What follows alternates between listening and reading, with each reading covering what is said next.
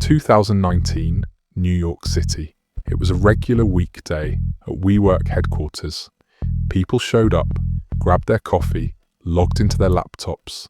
On the surface, it felt like any other day, but something was off. Conversations in team chats slowed down, and managers, usually talkative and upbeat, suddenly became distant. People sensed something was coming. They just didn't know what or how soon. Then the email arrived.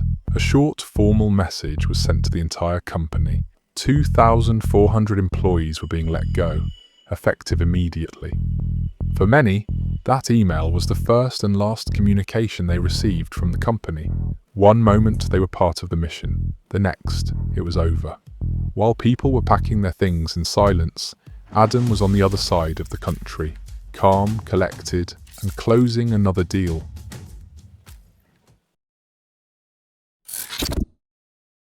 New York City, 2010. Adam Neumann had failed before.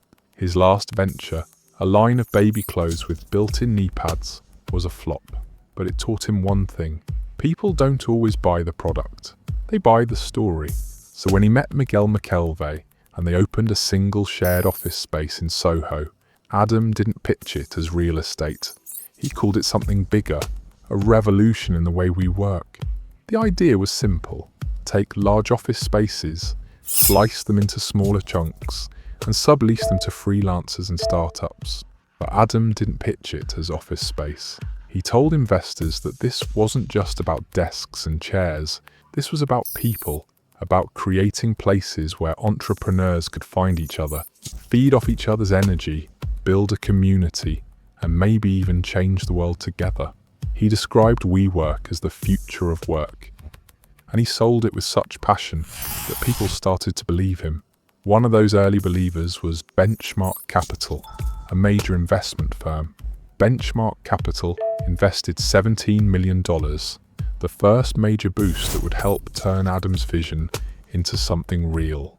Soon what started as a single location in Soho quickly began to spread. Within a year, new WeWork spaces were opening in Boston, San Francisco, Los Angeles, and Washington, D.C.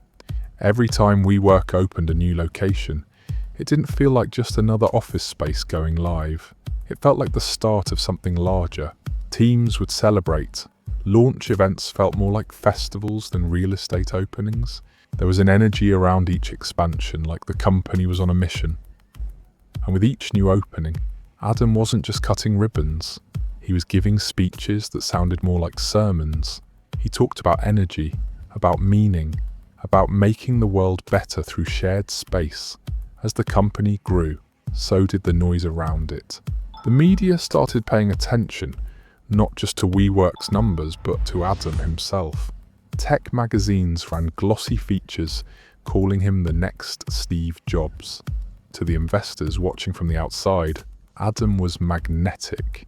He had that rare combination, part showman, part prophet, the kind of founder who could make a spreadsheet sound like a revolution. Inside the company, something even more powerful was happening. People weren't just working at WeWork, they were living it. They stayed late, they showed up early, they quoted Adam in meetings like scripture, because they believed they were part of a mission, something bigger than rent and real estate.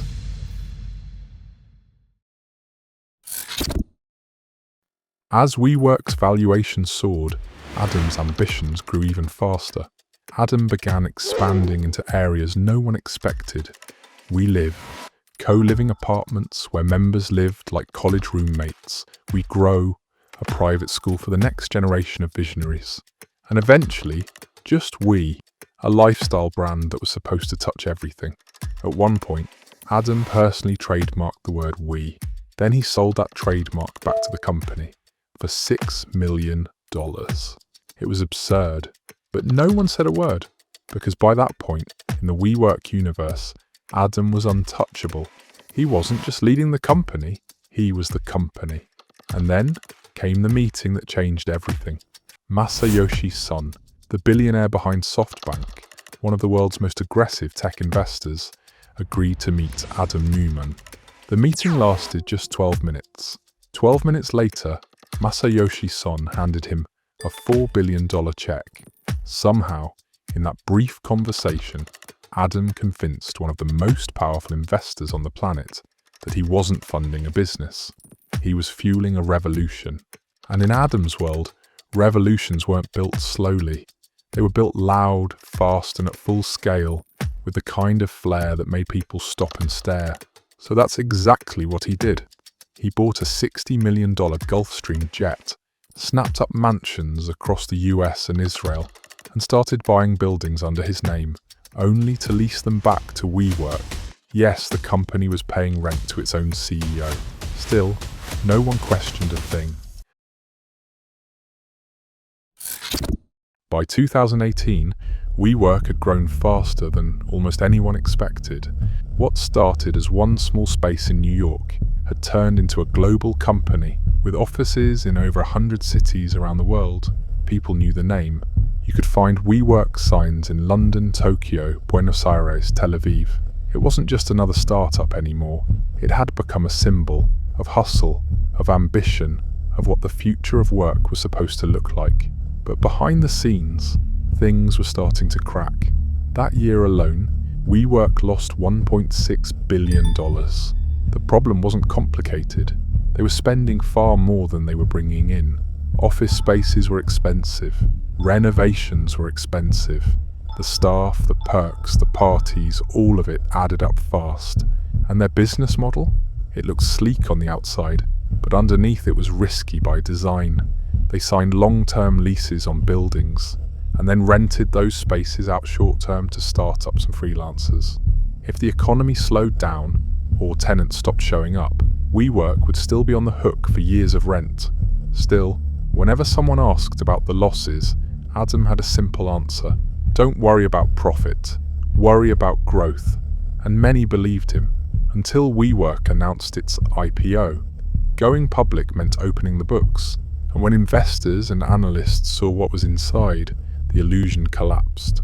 It turned out Adam had already cashed out, selling over $700 million worth of his shares before the IPO. He wasn't waiting to see how the company performed, he was already getting paid.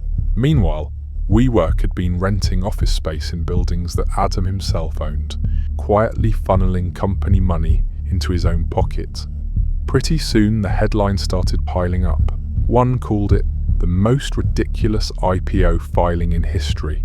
Another said it was a Silicon Valley fever dream gone wrong. Within days, the IPO was cancelled.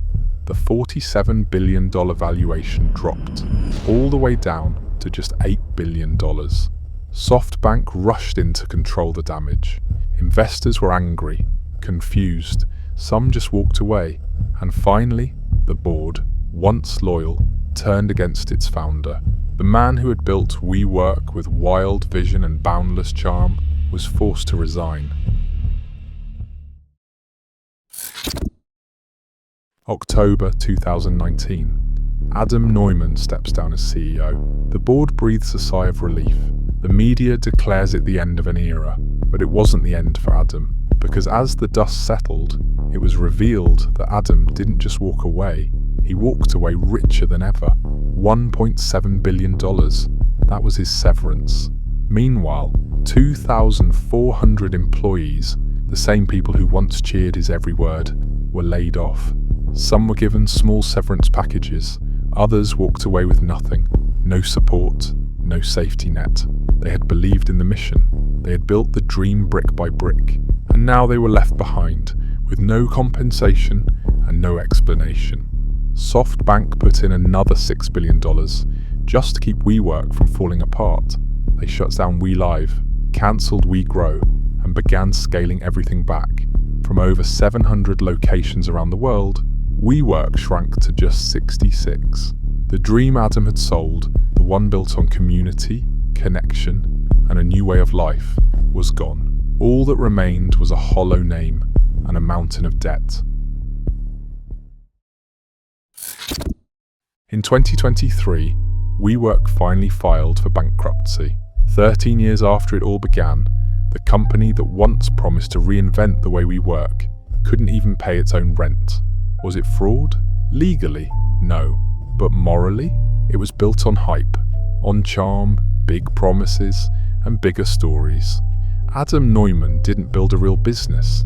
He built an illusion, and when it all fell apart, he walked away with billions, untouched, unapologetic, and ready to start again. Because in today's world, if you can sell the dream, you don't have to deliver the reality. You just need a good story.